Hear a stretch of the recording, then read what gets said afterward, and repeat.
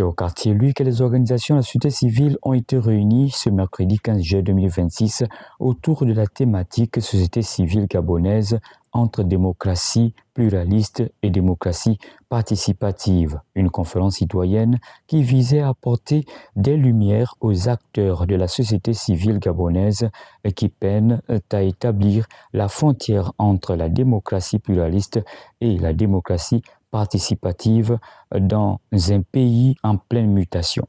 Force est de constater que dans l'opinion publique, ces deux concepts peinent encore à s'imposer comme distincts. La confusion persiste. Trop souvent, l'action de la société civile est confondue avec l'arène politique.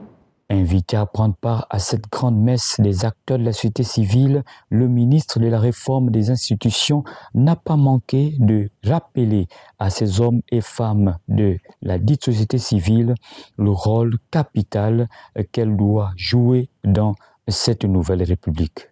La dignité, elle ne s'achète pas, elle ne se vend pas et elle ne se marchande pas.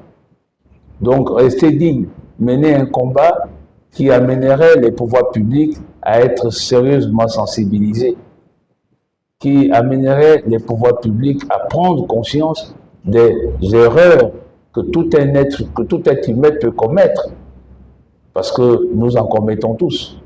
Il est parfois bien d'avoir des personnes qui nous servent de garde-fous. Et ces garde-fous, c'est la société civile.